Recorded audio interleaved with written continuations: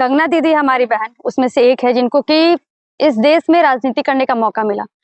तो अब जब आपको मौका दिया गया है तो आप संसद भवन में बैठ के ढंग की बातें किया कीजिए।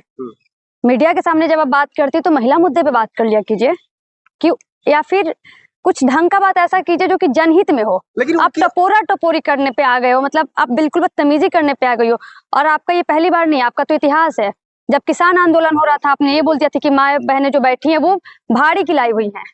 आपने किसान आंदोलन का मजाक बनाया। जितने भी आंदोलन होते हैं देश में आप सबका मजाक बनाती हो। तो आपसे आग्रह है कि अगर आप अच्छा कुछ नहीं बोल सकते हो तो बुरा मत बोला करो। लेकिन राहुल गांधी की जो हरकत है उसको लेकर उन्होंने गलत क्या कहा?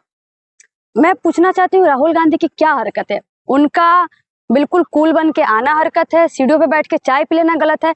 मतलब इस देश में कौन डिफाइन करेगा कि हरकतें गलत हैं? लेकिन वो तो लगातार कह रहे हैं ना, जो संसद के बाहर किसी अगर कोई इंटरव्यू दे रहा है तो उससे बदतमीजी कर जाना। राहुल गांधी जब संसद के अंदर में आते हैं तो महिलाएं असहज महसूस करती है। संसद के बाहर बैठ करके चाय पीना, बिस्किट खाना, क्या वो पिकनिक स्पॉट बना दिए क्या? महिलाएं अगर राहुल गांधी से असहज महसूस कर रही हैं तो मैं पूछना चाहती हूँ कंगना दीदी से कि एप्स्टीन फाइल में जब नाम आया मोदी जी का और हरप्रीत जो भी हरदीप सिंह पुरी जी का, तो उनसे आप लोगों को असहजता महसूस नहीं हुई?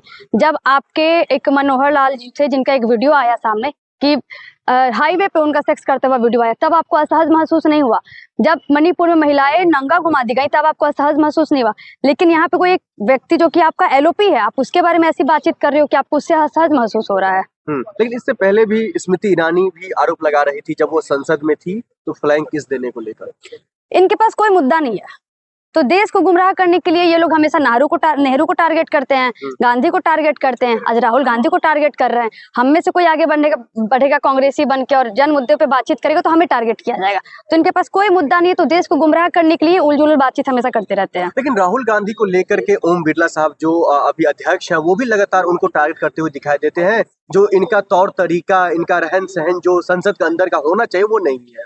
देखिए, ओम बिरला जी को तो न्यूट्रल चलना चाहिए, लेकिन वो बिल्कुल बिके हुए हैं बीजेपी के हाथों से।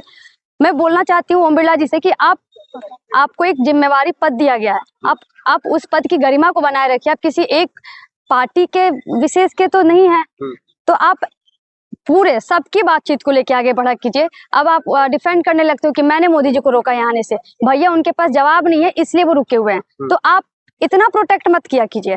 देश के मुद्दे पे बातचीत हो, आप इस पे सोचिए कि कैसे बातचीत हो, ना कि आप नरेंद्र मोदी को सवालों से बचाने का काम किया कीजिए। लेकिन फिर क्या लग रहा है, राहुल गांधी के खिलाफ कोई साजिश रची जा रही है कि इससे पहले भी उनका संसद सदस्यता चली गई थी? हमेशा से, जब से 2014 से सरकारें आई हैं, ये लोग हमेशा से कोशिश किया है कि एक ऐसा नैरेटिव बनाया जाए जिसमें कि राहुल गांधी को कुछ ना कुछ दिखाया जाए। पप्पू नाम जो लाया गया, उनके वीडियोस को कट करके जो चलाया जाता है, हम सही बात बोलते हैं उसको तोड़ मरोड़ के जो पेश किया जाता है। तो ये तो बीजेपी की पूरी उनकी आदत है कि हमेशा से गलत चीजों को ये देश के सामने रख पाए, क्योंकि वो अपने मुद्दे पर राजनीति तो कर नहीं पा रहे, जनता के मुद्दे पर राजनीति कर नहीं पा रहे हैं। तो उनके पास एक किया है कि कोई भी चीज देश में हो रहा है तो वो राहुल गांधी के कारण हो रहा है और नेहरू के कारण हो रहा है। पप्पू यादव कंगना रनावत को चकना चटनी बता रहे हैं, ये कैसा सम्मान है महिला का? आप लोग कहते हैं कि हम महिला का सम्मान करते हैं, लेकिन खुद ही आप लोग अपमान कर रहे हैं। देखिए, उनका वो अपना पर्सनल बातचीत हो सकता है कि उन्होंने किस वे में उसको बोला है, लेकिन कहीं ना कहीं कंगना जी को भी समझना चाहिए कि वो एलओपी हैं।